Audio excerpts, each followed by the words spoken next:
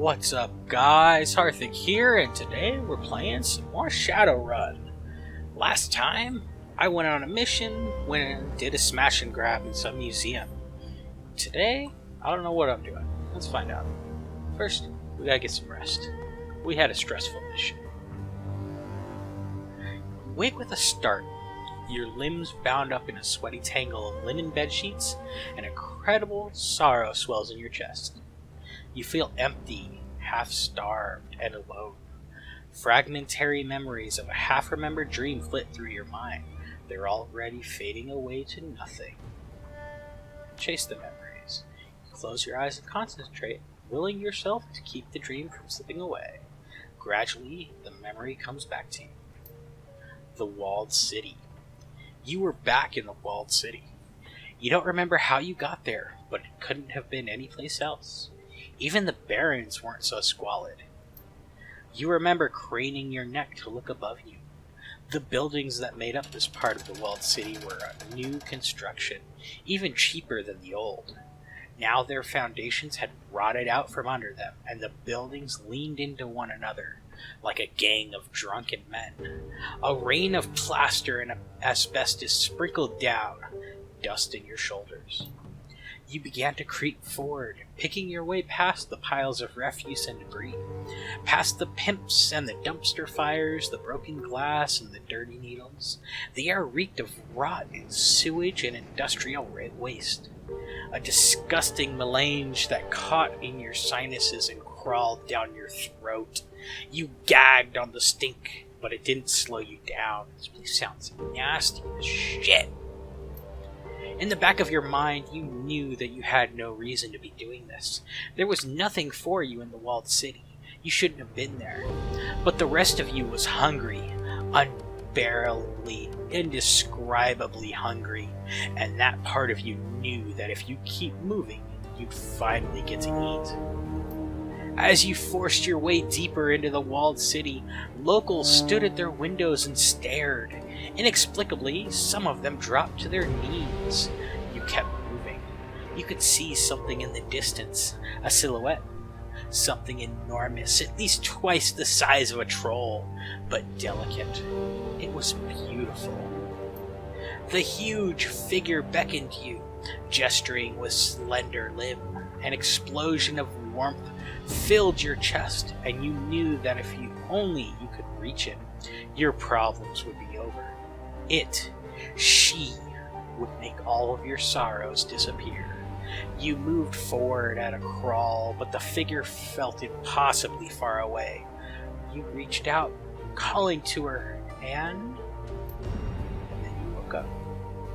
The empty feeling in your stomach slowly fades, taking the strength and vibrance of the memories along with it. Wow, that's a fucking crazy ass dream. Jesus Christ. That's great. Okay, so what the hell are we doing today? Got some rest. I can meet Kindly Chang's friend, travel to the Sky Tower to fuck with some feng shui, or track down a serial killer. I've got some karma, so let's spend it. Okay, so let's see, unlocks additional cyberware. I think I have that, yeah. Such as the Spur cyber weapon. Also gives me a new ability for my hand razors. Okay.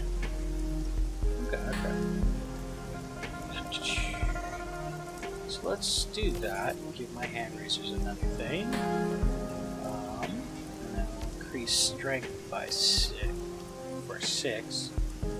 That way I can stab things better. That'll do for now. Okay, let's go meet Kindly Chang's friend. Because Kindly's always fun to talk to. Handsome Lee. It's muggy out even here for Hawaii in monsoon season. You pause to mop your brow. Suddenly, you feel eyes upon you. As you glance up, you meet the tranquil, searching gaze of a man half hidden in shadows. He's wearing a crisp, white, tailored shirt Shirt sleeves neatly rolled, with a dark gray silk tie and smart black trousers. If he's sweating, you don't see it. The man tilts his head ever so slightly in greeting. A newcomer, welcome. He flashes you a brilliant smile, eyes glinting with amusement. You can just barely detect a faint trace of an accent in his voice. Handsome Lee's the name. Purveyor of enhanced sensory experiences. I can see that you've got some tales to tell. You're not from around here, are you? His smile flickers briefly. He's got a decent poker face, but you can see that he's rattled. And, why do you ask that? Let's see. You still got a look, accent, Lee. It's barely there, but I can hear it. Ah. He fidgets uncomfortably. You're right. I'm not from Hawaii. Keep going. I was born in Taiwan. I was forced to flee during the Nationalist War. I hear you have a slight accent as well. Seattle? Emphasis on the slight. The corner of his lips curls smugly. It's your mood, apparently. Good guess, Redmond Barrens. Handsome Lee suddenly fixes you with his gaze, sizing you up. His face is impassible. Nasty place. Toughen me up. I've nothing to be ashamed of. I know just what you mean. My own life experiences have left me ready for anything. But we can discuss this another time, yes? Let us now talk about business. I am a businessman, after all. So, how about it, friend? He opens his jacket, revealing a myriad of small, bulging pockets sewn into the interior lining. Can I show you my wares? What do you got? Oh, it's a drug dealer. Okay, that makes more sense. I don't need drugs. Enjoy that. I mean, anything else I can do for you, my friend? Nothing right now. He nods his head. Be well. Okay, let's go say hi to Kane, kindly. Dr. Shenyang. Okay. A rotund, balding dwarf in a cheap suit turns to face you. Light glints from the heavy gold chains that hang around his neck. When he speaks, the voice that greets your ears is high and nasal, and has been contorted into a rough approximation of a New York accent. Yeah, I can't do a New York accent. Pleased to meet ya. Chang was kind enough to arrange this little sit-down between us. He extends a slab-like hand for you to shake. You can call me Dr. Shenyang. Pleased to meet you. I'm Harthic. His grip is as soft as his palm is moist. It's like shaking hands with a boneless ham. You share a long, uncomfortably flaccid handshake before he finally releases you. I'm looking for a little outside help on a problem I've been having. Ordinarily, I'd handle it myself or have some of my friends see to it, but it's kinda delicate, you know? My guys would be noticed before they made any headway on my problem. So I figure, hey, I hire contractors all the time. Might as well get some contractors of a different stripe. Tell me about your problem. Maybe we can help. I run a little film studio, Southern Crown Films. We mostly do trid work, but we record some sims too. Maybe you've seen some of my stuff. Space Mongols from the Moon, The Flavor of Pomegranates, Ultimate Kill Squad. Those sound terrible. No, but I like the sound of Ultimate Kill Squad. How much killing do they do? He offers you a chipped tooth grit. A lot. There's this one scene where two trolls gang up on an elf and they... Well, I don't want to spoil it, but believe me, it is glorious. I'll send a copy over to Chang so that you can take a look. Anyway, there's this other guy in the industry, and we've been butting heads since day one. Name's Neville Ma. He runs Yellow Spring Studios. No matter what I do, I can't shut him out of the biz. He always manages to get one over on me, steal my stars. He's been running me into the ground with this show called Promises in Moonlight. The star's a girl named Penelope Wong. New talent, but the viewers have been going nuts over her. She's the show's linchpin. Hang on, I'm getting there. So about 6 months ago, Neville was out in Guangzhou for some hoity-toity party. He's on the road, probably drunk. A semi comes out of nowhere and pow! Wrecks his fancy new Euro car Westwind. Bad luck for Neville, good luck for me. I figure, hey, that's the end of him for the year. And I start planning some new stuff he can't compete with from inside a hospital. You follow me so far? Let me guess. He found a way to compete with you from the hospital. No! Worse! The bastard is out of the hospital. He's back in the game, bringing out Season 2 of Promises in Moonlight. I need that show off the air one way or another, and that, my friend, is where you come in. Already? That's strange. Tell me about it. He should have been in that hospital for at least 3 months and in physical therapy a lot longer. Only took him like a week to get out. Couldn't freaking believe it. That kind of medical care costs top dollar. He's got a lot of money, but not that much. Recovery time like that means that one of two things is going on. Neville could have found himself a silent partner, someone willing to pay top dollar for cutting-edge care. I don't think it's likely, but it could have happened. If it ain't that, the smart money says that he's been skimming off the top of Yellow Spring's earnings and not reporting it to the other shareholders. And you want me to look into that, I take it. I need you to go get me something to blackmail Neville with. Find out how he could afford to get out of the hospital so fast. He works out of his penthouse most days, so search his computer, closet, sock drawer, whatever. There's got to be something incriminating in there. Where's his penthouse? Neville lives in the Repulse Bay. It's this real swanky joint on the south end of Hong Kong Island, by the bay with the same name. I haven't been able to get anybody in to poke around his apartment because the security's too tight. Lucky for you, though, Neville's throwing a party on the mezzanine level with all the shops and a restaurant and balcony and such. He's celebrating the second season launch of his show, and everybody's gonna be there. Gonna make a real snarl for the building security. You might also want to hit up the party if you can bluff your way in. Everyone close to Neville will be there, and most of them will be 3 sheets to the wind by the time you get there. Some discreet questioning might get me the dirt that I need. Just remember, if you go to the party, don't use your real name. Go with Argyle. Should be safe enough. There's nobody in the biz out here with that name, so nobody will ask you any questions about how your work's going. Hit the apartment, hit the party, dig up blackmail information on Neville Ma. Sounds easy enough. He nods vigorously. Oh yeah, Cheng talked you up when I approached her with the job. Given what she told me, this job should be cake. Now the blackmail material is what I need more than anything, but if you can get Penelope Wong out of her contract, I'll pay you extra. Got it? I want that star power on my side.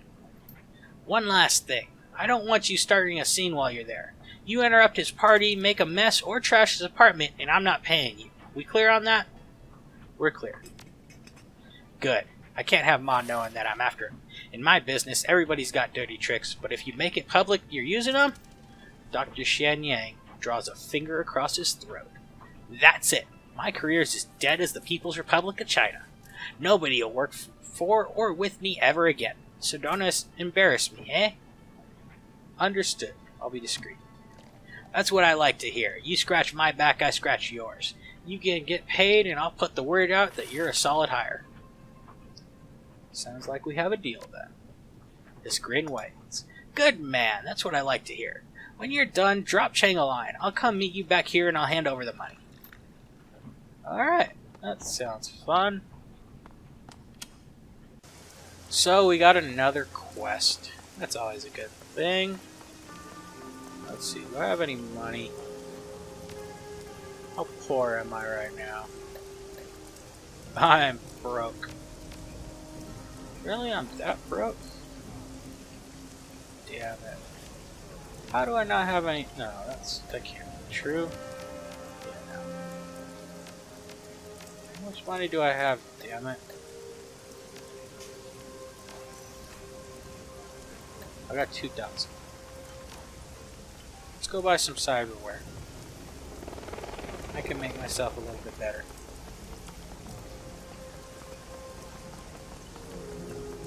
Steven Dynamite, that sounds like a fun man. Let's go buy me some cyberware. Hey Ambrose. Yeah, okay. Show me your services. Cyberware. So now I can afford something. What kind of stuff can we get? So I can Yeah, that would be useless for me. I'm not a ranged combatant. This increases my throwing weapons. Again, not me. For my body, I can get +1 body for 650. This one gives me better dodge on my arm, of which I have. I think I can do 2 different. Yeah. Okay. Cool. I can do 2 different arm things. This is a cyber weapon. So this is doing strength +3 and causes bleed. So this is slightly better. If I wanted a better cyber weapon. Eyes give me +3 to hit. I don't care about that. Legs, 6 HP and quickness. Arms, 6 HP. Skin, +1 armor. I did jack. Okay. I can only really afford 1 unless I took 2 1,000 things, but I don't really want to do that.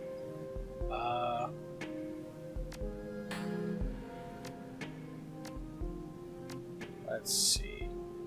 What does quickness do for me again? Gotta remember that real quick. Quickness. Yeah, you're not telling me shit. Quickness, ranged hit, and dodging. Okay.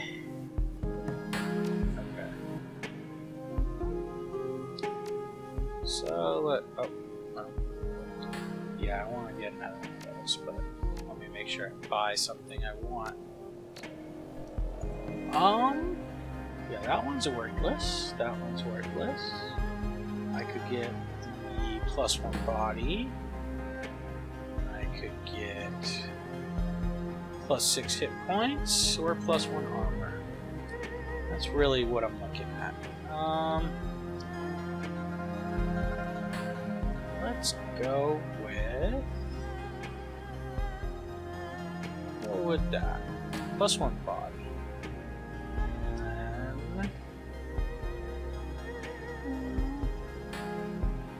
+6 hit points? Sure. Okay. Yep.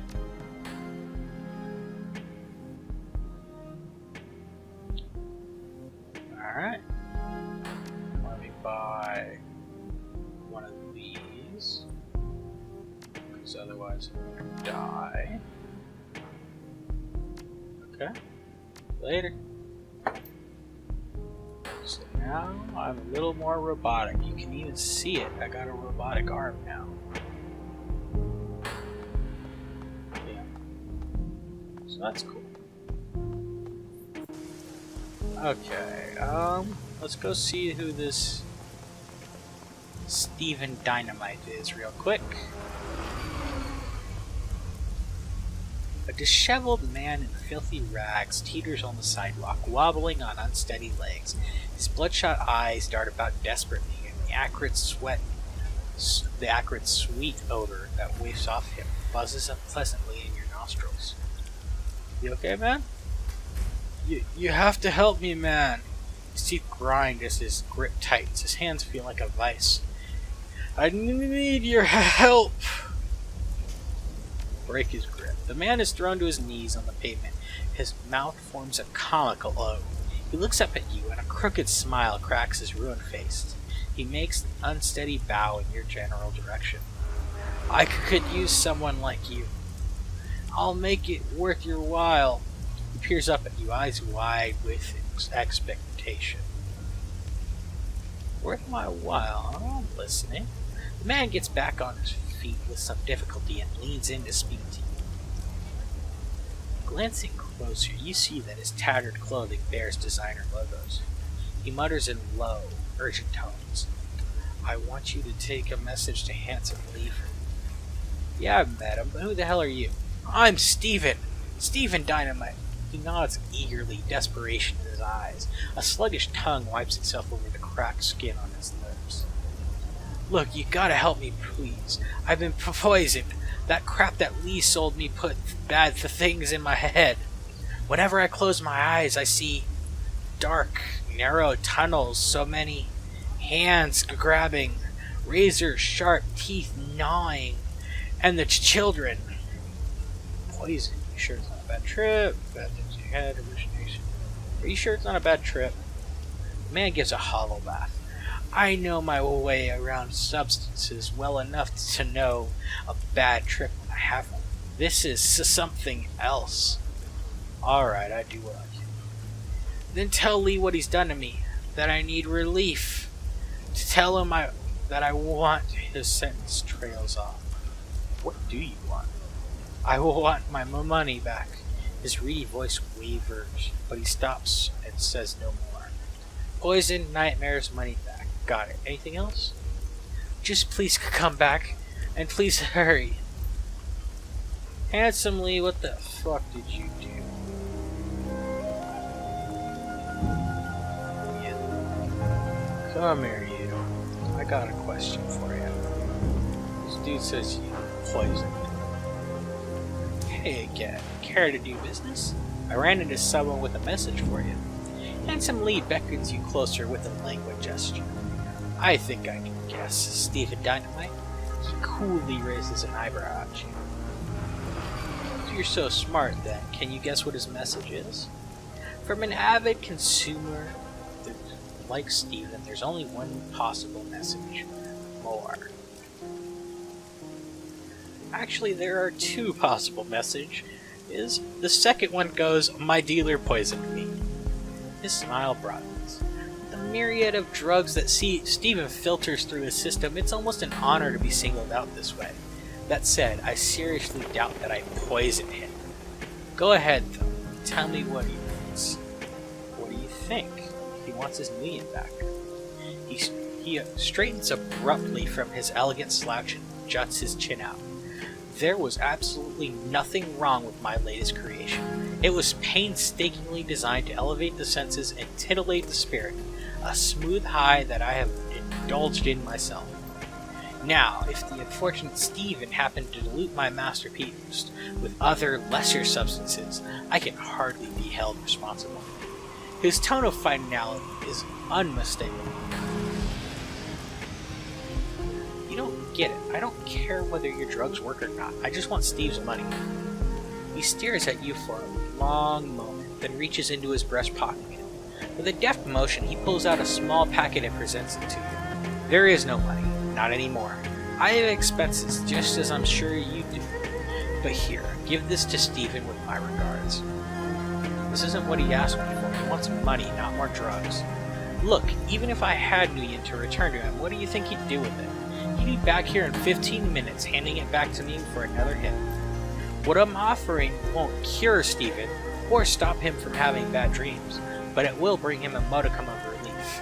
And if I'm not mistaken, that's what our stuttering friend is itching for right about now. Correct? Relief is the exact word they used. The dealer nods sagely.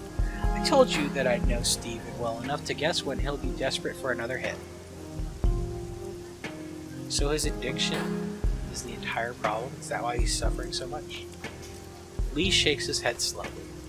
No, I'm just not surprised to hear from him now because it was time. But I can't explain these unusual dreams he's having. Anyway, he holds the packet out toward you and gives it a shake. Take this, give it to him. It should help him, at least in the short term. Alright, I'll take it to him. Very good. Please let me know how it goes when you're done. Bliss,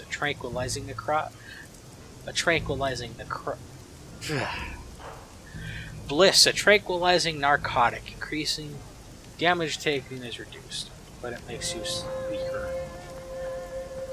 Okay, buddy. I got you some drugs.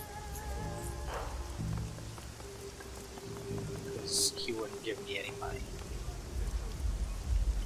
Stephen Dynamite lolls on the sidewalk. While he jerks less as he moves, his skin has taken on a gray hue, and his chest heaves with each labored breath. His sunken eyes swivel toward you. He wets his parched lips and addresses you. Hello. I'm relieved to see you. Thought you might not return. Can't trust anyone. This is a bad place. Hey, Steve. I hate to say it, but you're not looking so hot. Fat tears began to cascade down his dirty, ruined face. I don't want to sleep because of these nightmares. I'm ravenous, so ravenous, but food makes me ill.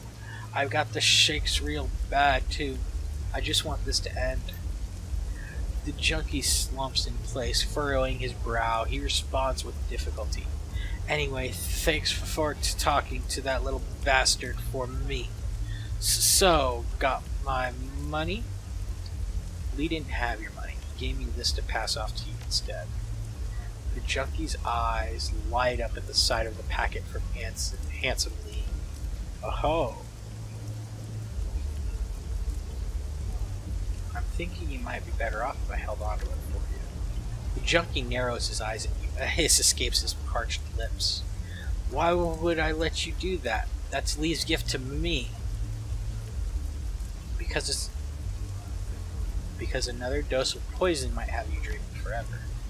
The junkie shudders. His wide, staring eyes gaze into nothingness, and his jaw clenches. The drugs didn't cause the nightmares. I acknowledge that. But I'd do anything to avoid the nightmares. Do drugs make it worse? Probably. The junkie draws himself up a little straighter. Then keep your packet for yourself, as my thanks to you. I will. Now let's talk about these dreams of yours.